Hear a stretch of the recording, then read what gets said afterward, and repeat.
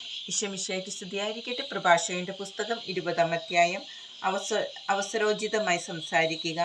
സംയോജിതമല്ലാത്ത ശാസനയുണ്ട്, മൗനം അവലംബിക്കുന്ന ബുദ്ധിമാനുമുണ്ട്.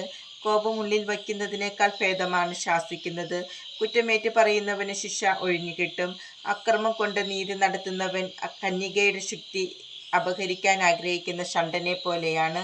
മൗനം കൊണ്ട് ബുദ്ധിമാനായി കരുതപ്പെടുന്നവനുണ്ട്, അതിഭാഷണം കൊണ്ട് വെറുക്കപ്പെടുന്നവനുമുണ്ട്. മറുപടി പറയാൻ കഴിവില്ലാത്തതുകൊണ്ട് മൗനം ദീക്ഷിക്കുന്നവനുമുണ്ട്. സംസാരിക്കേണ്ടത് എപ്പോഴെന്ന് അറിയാവുന്നതുകൊണ്ട് മൗനം പാലിക്കുന്നവനുമുണ്ട്. ഉചിതമായ സമയം വരെ ബുദ്ധിമാൻ മൗനം പാലിക്കും. പൊങ്ങച്ചക്കാരനും ഭോഷനും സമയനോട്ടമില്ല.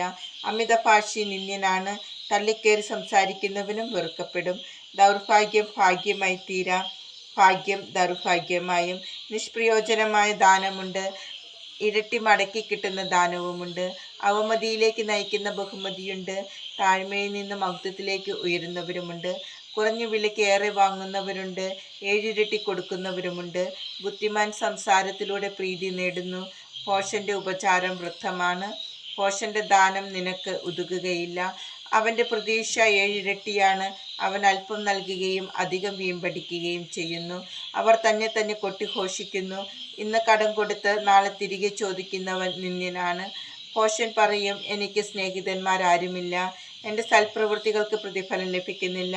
എൻ്റെ അപ്പം ഭക്ഷിക്കുന്നവൻ എന്നെ നിന്ദിക്കുന്നു. എത്രയോ പേർ അവനെ പരിഹസിക്കും, അതും എത്ര പ്രാവശ്യം. വാക്കിൽ പിഴയ്ക്കുന്നതിനേക്കാൾ ഭേദമാണ് കാൽ തെറ്റി വീഴുന്നത്. ദുഷ്ടൻ അതിവേഗം നിലം പതിക്കുന്നു, അജ്ഞരുടെ അധരങ്ങൾ ആവർത്തിക്കുന്ന അവസരോചിതമല്ലാത്ത കഥ പോലെയാണ് സംസ്കാരശൂന്യൻ. ഭോഷന്റെ നാവിൽ നിന്ന് വരുന്ന സൂക്തങ്ങൾ തിരസ്കരിക്കപ്പെടുന്നു, അവസരോചിതമല്ല അവൻ്റെ വാക്ക്. ദാരിദ്ര്യം പാപത്തിൽ നിന്ന് ഒരുവനെ അകറ്റി നിർത്താം, വിശ്രമവേളയിൽ മനസാക്ഷി അവനെ അലട്ടുന്നില്ല. അവമാന ഭീതിയാൽ നശിക്കുന്നവരുണ്ട്, ഭോഷന്റെ വാക്ക് ഭയന്ന് ജീവൻ ഒടുക്കുന്നവരുമുണ്ട്. മൃത്യാഭിമാന നിമിത്തം സ്നേഹിതന് വാഗ്ദാനം നൽകുന്നവൻ അനാവശ്യമായി അവൻ്റെ ശത്രുത നേടുന്നു. നുണ വികൃതമായ കറയാണ്, അജ്ഞന്റെ അധരത്തിൽ അത് എപ്പോഴും കാണും. കള്ളൻ നുണയനേക്കാൾ ഭേദമാണ്, രണ്ടുപേരുടെയും വിധി നാശം തന്നെ. നുണ പറയുന്ന പ്രവണത അപകീർത്തി വരുത്തുന്നു, അപമാനം അവനെ അനുധാവനം ചെയ്യും.